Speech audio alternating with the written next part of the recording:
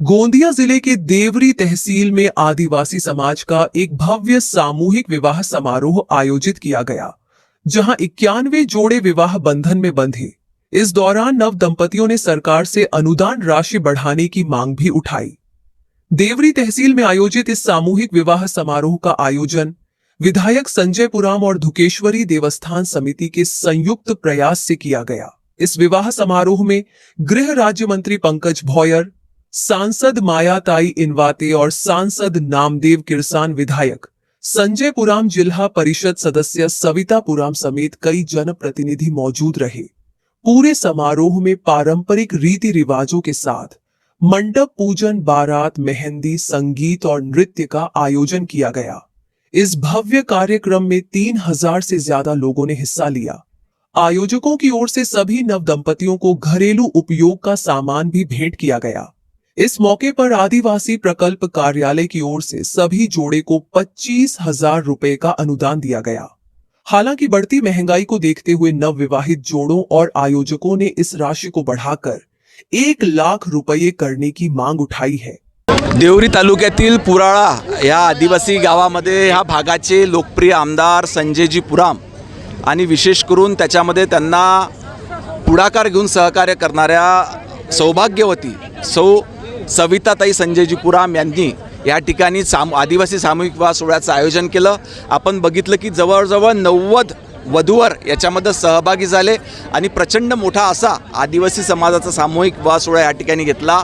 आज सामूहिक विवाह सोहळा ही काळाची गरज आहे। एकंदरीतच आपल्याला जास्तीचे खर्च वाचवायचे असतील तर सर्वसामान्य कुटुंबातील लोकांकरता अशा पद्धतीचं उपक्रम राबविणे हे निश्चितच या भागाचे आमदार सन्माननीय संजयजी पुराम याच्यामध्ये यांनी पुढाकार घेतला।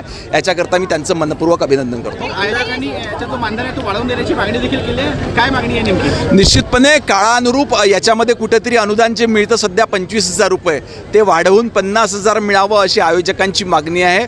सरकार याची दखल त्या ठिकाणी घेईल आणि योग्य कारवाई करेल। हे सामूहिक विवाह सोहळ्याचा हा दुसरा वर्ष आहे।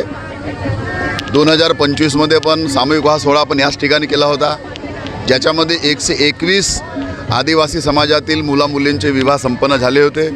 यावर्षी देखील आदिवासी मुलामुलींचे विवाह संपन्न झालेले आहे। जवळपास 91 जोडपे या ठिकाणी विवाहबद्ध झालेले आहेत।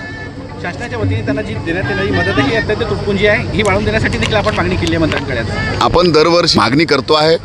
यावर्षी देखील आपण मागणी केलेली आहे का महागाई खूप वाढलेली आहे, वर वधूंना परवडण्यासारखे नाही आहे 25,000, म्हणून आपण शासनाला विनंती केली आहे की 25,000 ऐवजी येत्या काळामध्ये वर वधूंना आदिवासींच्या मुलामुलींना 50,000 तरी शासनाने द्यावं अशा प्रकारची आपण विनंती केलेली आहे। मागच्या वर्षीपासून हे आयोजन मी करत आहे। यात 91 जोडपे विवाहबद्ध आज झालेले आहेत। यामध्ये आदिवासी म्हणजे आदिवासी, यात कधी काही लोक हलबीचे, काही कवरचे, काही गोंड समाज असे वेगवेगळे लग्न लावतात, परंतु आम्ही आदिवासी म्हणून हा मागच्या वर्षीपासून उपक्रम करत आहेत आणि यामध्ये आम्हाला समाजाचा भरपूर साथ आहे।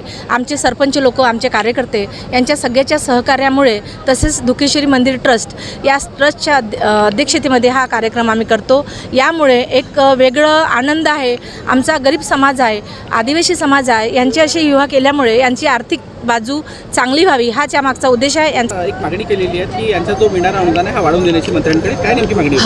आज दिवसेंदिवस महागाई वाढत आहे खूप सारं। म्हणजे जसं आधी सुरुवातीला फक्त आंतरजातीय विवाहाला 15,000 होते, ते 50,000 झाले, परंतु आदिवासी सामूहिक विवाह सोहळ्याला पण 25,000 ऐवजी 50,000 व्हावी अशी विनंती आपण पंकजजी भोयर साहेब मंत्री महोदयांना केलेली आहे।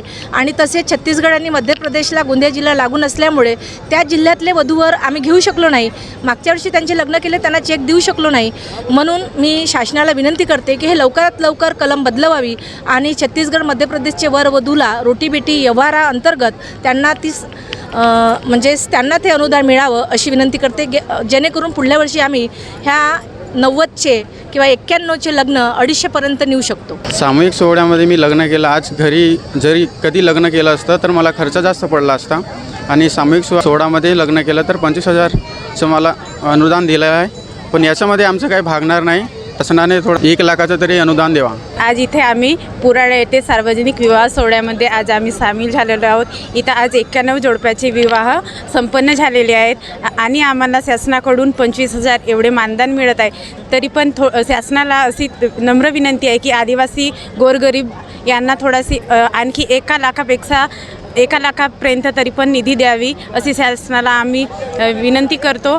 आयोजकों का कहना है कि यदि सरकार अनुदान राशि बढ़ाती है तो ऐसे आयोजनों में भाग लेने वाले जोड़ों की संख्या और बढ़ेगी, जिससे समाज में सकारात्मक बदलाव देखने को मिलेगा.